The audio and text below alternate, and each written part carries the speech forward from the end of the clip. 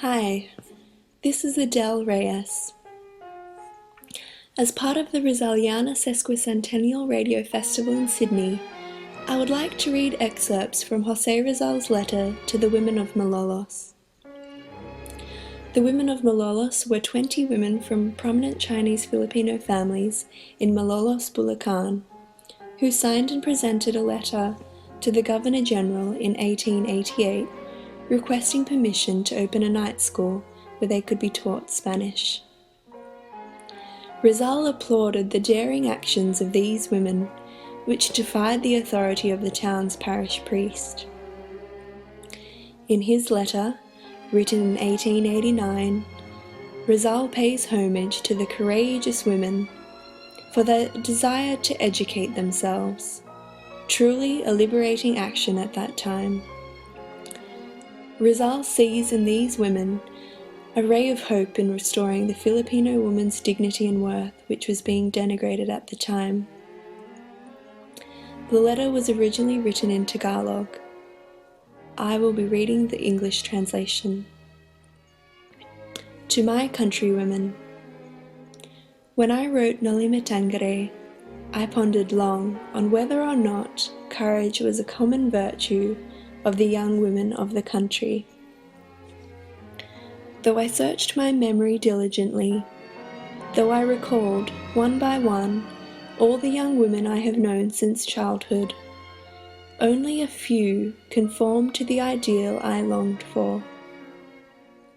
It is true that many were endowed with sweet disposition, beautiful habits, gentle manners, modesty, but withal were mingled complete deference and obedience to every work and request of the so-called fathers of the soul, as if the soul had any other father but God. Due to excessive goodness, humility, or perhaps ignorance. They are like withered plants, sowed and grown in darkness. Though they may bloom, their flowers are without fragrance. Though they may bear fruit, their fruit has no juice. However, now that news arrived here of what occurred in your town Malolos, I realized that I was wrong, and my joy was beyond bounds.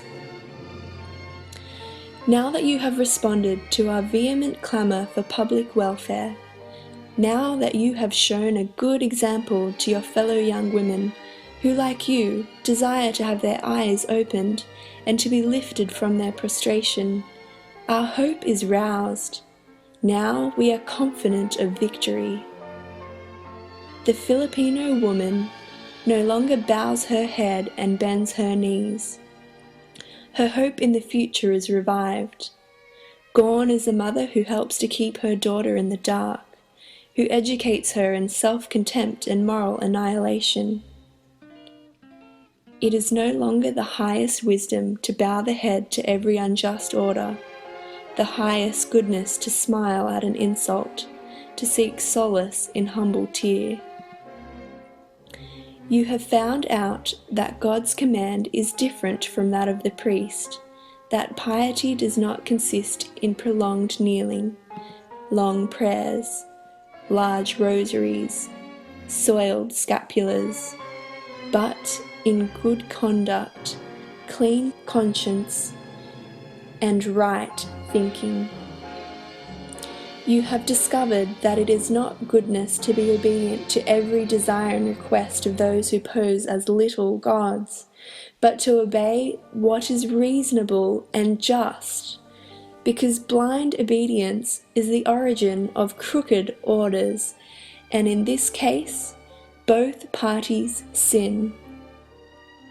The head of the priest cannot say that he alone will be responsible for the wrong order because God gave each one his own mind and his own conscience so that he can distinguish between right and wrong. All are born without chains, free, and no one can subject the will and spirit of another. Why would you submit to another your noble and free thought? It is cowardice and an error to believe that blind obedience is piety, and arrogance to think and reflect. Ignorance is ignorance, and not goodness and honour. God, fountain of wisdom, does not expect man, created in his image, to allow himself to be fooled and blinded. The gift of reason with which we are endowed must be brightened and utilized. An example of this is the father who gave each of his sons a lamp to light his way in the darkness. Let them intensify its flame.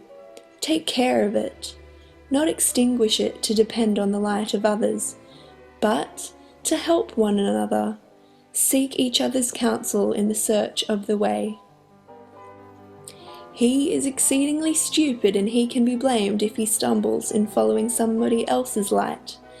And the father could say to him, "What for did I give you a lamp of your own?"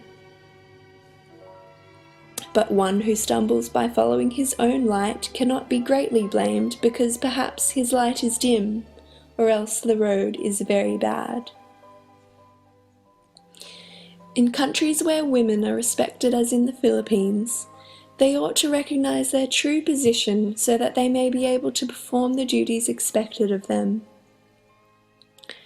An old custom was that when a student went courting, he threw away everything: studies, honor, money, as if a young woman sowed nothing but evil. The bravest, when he got married, became a coward. The coward became shameless, as if he were waiting only to get married before proclaiming his own cowardice. The son had no other excuse for his pusillanimity except his concern for his mother, and because of this he swallowed gall, endured blows, obeyed the most idiotic order, and he became an accomplice of traitors. It must be known that when no one flees, there will be no pursuer.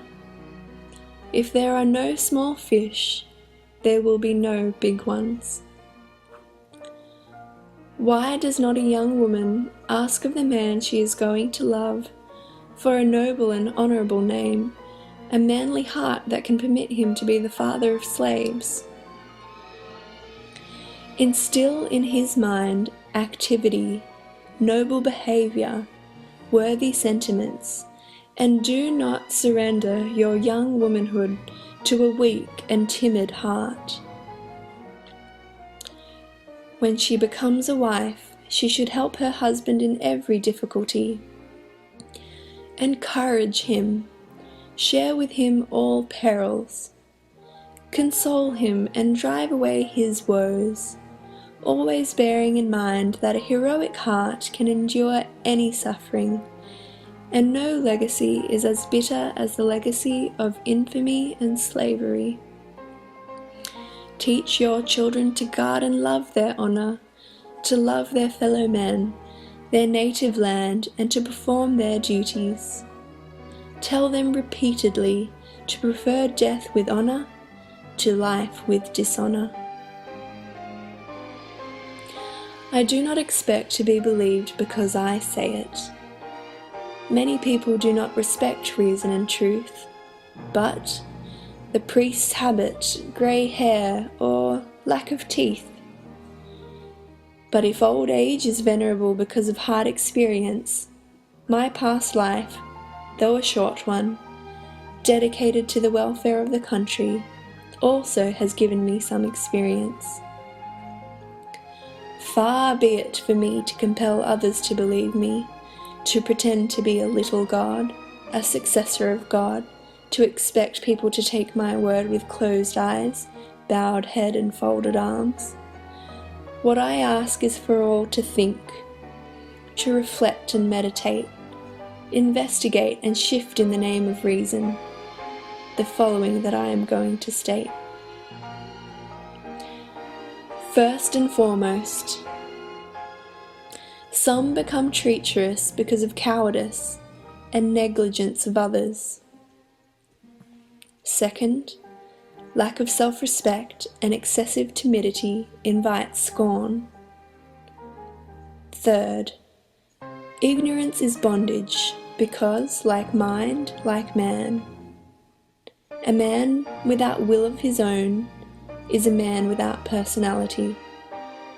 The blind who follows others' opinion is like a beast led by a halter. 4. One who wants to help himself should help others, because if he neglects others, he too will be neglected by them. One midrib is easy to break, but not a bundle of many midribs tied together. 5th, if the Filipino woman will not change, she should not be entrusted with the education of her children. She should only bear them. She should be deprived of her authority in the home. Otherwise, she may be unwittingly betraying her husband, children, country, and all. 6th, men are born equal, naked and without chains. They were not created by God to be enslaved, neither were they endowed with intelligence in order to be misled, nor adorned with reason to be fooled by others. It is not pride to refuse to worship a fellow man, to enlighten the mind, and to reason out everything. The arrogant one is he who wants to be worshipped, who misleads others and wants his will to prevail over reason and justice. 7th, analyze carefully the kind of religion taught you.